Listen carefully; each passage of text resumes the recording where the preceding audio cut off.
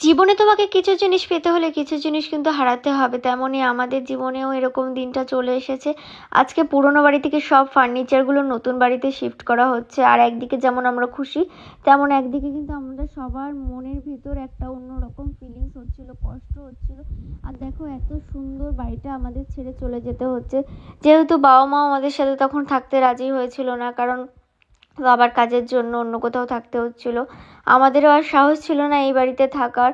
আর এই দেখো কতটা জঙ্গল হয়ে গেছে, আগে যেন আমি ঝাড় দিয়ে পরিষ্কার করে কত সুন্দর করে রাখতাম। আর এই দেখো আমার বরের ছোটবেলাকার ছবি, রাজ কত কিউট ছিল, একদম ছোট বাচ্চা। মানে যেহেতু আমার রাজের বাবা মার একটা মাত্র ছেলে রাজ, তাই তার রাজের ছোটবেলা থেকে যত রকম জিনিস আছে সব কিছু বাবা মা সুন্দর করে রেখে দিচ্ছে। আর ওই পাশে দেখো আমাদের এই জায়গাটা পুরো ঢালাই করা ছিল, কারণ এইখানটা আমরা খেলা করতাম, এটা করতাম ওটা করতাম, তো তার জন্য পুরো ঢালাই করা ছিল। ঘাস মাস কিছু ছিল না, এখন না থাকতে থাকতে পুরো বাড়িতে ঘাস জমে গেছে। এবার তোমাদের সাথে কিছু কথা শেয়ার করি। অনেকের মনে প্রশ্ন যে কেন আমরা এই বাড়িটা ছেড়ে চলে গেলাম, কেন আমরা নতুন করে বাড়ি শুরু করলাম, কেন আমরা এরকম করছি, আমরা কি পাগল হয়ে গেছি যে আমরা এত সুন্দর পাকা বাড়ি ছেড়ে আবার নতুন করে বাড়ি করছি, ভাড়া বাড়ি থাকছি। আর স্বাভাবিক আমিও যদি এরকম কারোর ভিডিও দেখতাম আমার মনেও সেম কোশ্চেনটাই আসতো। তো সেই কথার প্রশ্নের উত্তরটা আমি পরে দিচ্ছি, তার আগে তোমাদের দেখাই। এই যে এই ঘরটা দেখতে পাচ্ছ, এইটা হলো ঠাকুর ছিল এই ঘরটা, আর বাবা মাও থাকতো এই ঘরে, কারণ গপুদের কখনোই আমরা আলাদা রাখি না। আর এই যে এইদিকে দেখো আমি লক্ষ্মী মায়ের পায়ের ছাপ এঁকেছিলাম, আর এইদিকে আমি ফোন কিনবো জন্য ঘটের উপর লিখে রেখেছিলাম, আর এই ঘরে টাকা জমাতাম। এবার বলি কেন আমরা এই বাড়ি ছেড়ে চলে গেলাম। তোমরা তো অনেকে আগাগোড়া আমার যারা ভিডিও দেখো তারা জানো যে আমাদের বাড়িতে কিন্তু চুরি হয়েছিল। তারপরে চুরি যখন হয়েছিল তখন আমি আর রাত শুধু এই বাড়িতে থাকতাম।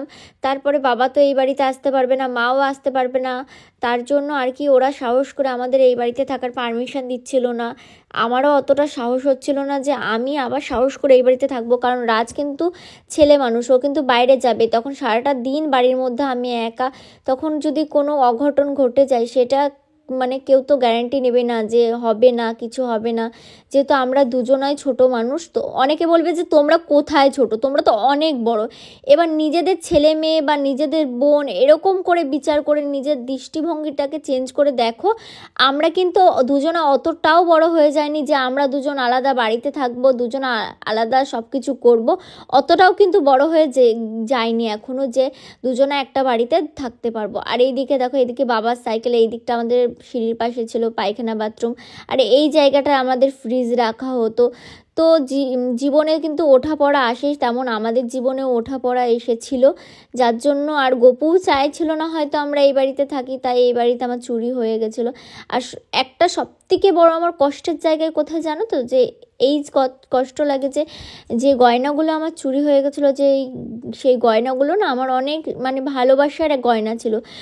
হতে পারে যে কম ওজনের গয়না ছিল, অনেকে অনেক কথা বলেছো, আমি সব সহ্য করেছি, কিন্তু ওই গয়নাগুলো ছিল আমার বাবার দেওয়া। আর জানো একটা মেয়ের তার বাবা মার দেওয়া গয়না কতটা প্রিয় হয়, তার কাছে কতটা ভালোবাসার হয়।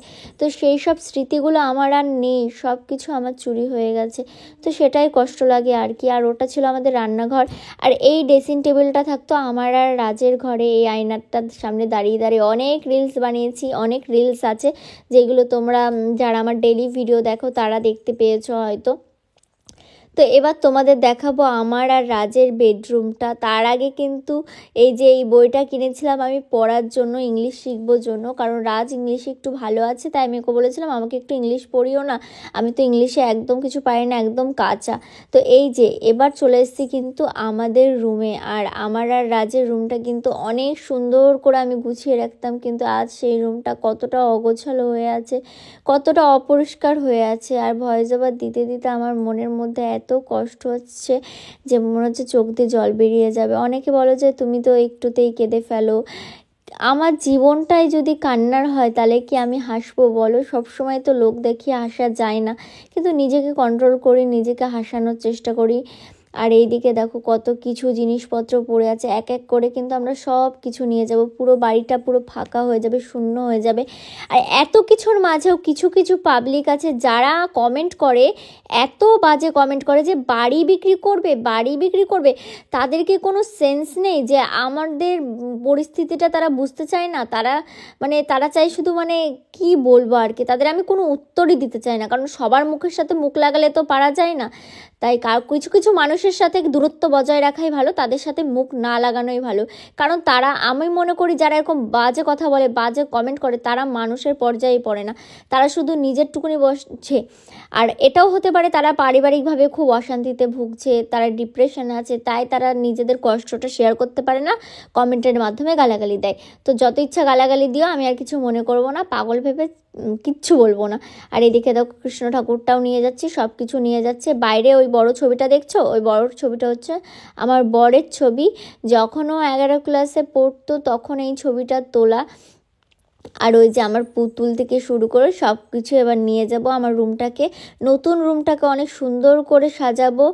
আর এই বাড়িটাকে যদি কখনো পারি পরিষ্কার পরিচ্ছন্ন করব। আর একটা কথা, অনেকে কমেন্ট করো যে বাড়ি কেন তাহলে তোমরা, যে পুরনো বাড়ি সেটা তো পরিষ্কার করে রাখতে পারো, এরকম নোংরা করে রাখো, শাশুড়ি বৌমা সবসময় ভিডিও করে বেড়াও, তার জন্য বাড়ি পরিষ্কার করো না। আর তাদের যারা এইসব কমেন্ট করো তাদেরকে একটু কমন সেন্সের অভাব, যে বাড়ি পরিষ্কার কিন্তু রোজ না করলে একটা বাড়ি পরিষ্কার থাকে না। তুমি দেখবে নিজের যেই বাড়িতে থাকো সেই বাড়িটা 2 দিন ঝাড় দেবে না, তারপরে দেখবে কেমন নোংরা হয়ে যায়। আর এই যে রাজের জন্মদিনের কার্ড, তো জন্মদিনের কার্ডে কিন্তু ডেটটা ভুল ছিল, তাই সেটা নিয়ে আমি আর রাজ হাসাহাসি করছিলাম যে ডেট ভুল আর কি। তো ধরো এই বাড়িতে তো আমরা আসিই না, এবার 6 মাস 9 মাস, এবার 2-3 মাস পরে এরকম আমরা বাড়িতে আসি। এবার ধরো আমরা লোক দিয়ে পরিষ্কার করালাম, পুরো বাড়ি পরিষ্কার করালাম, এবার 2-3 দিন যখন ঝাঁট পড়বে না, আবার কেউ থাকবে না, তখন কিন্তু আপনি নোংরা হবে, আপনি গাছ হবে, সব কিছু হবে। এবার রোজ রোজ তো এসে সম্ভব না আমাদের কারোর পক্ষে যে বাড়ি পরিষ্কার করে যাওয়া, আর যে বাড়িতে থাকা হয় না সেই বাড়িতে এসে পরিষ্কার করাটাও সম্ভব হয় না আর কি। তো যদি কখনো ভাড়া কেউ নিতে চাও তাহলে বলো, বাড়িটা তাহলে ভাড়া দেবো, তাহলে পরিষ্কার পরিচ্ছন্ন করা থাকবে আর কি।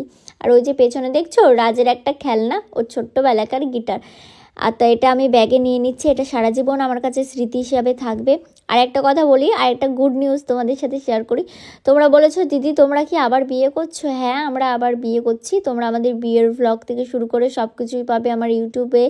তো তার জন্য কিন্তু তোমাদের প্রত্যেক দিনকার ভিডিও প্রত্যেক দিন দেখতে হবে।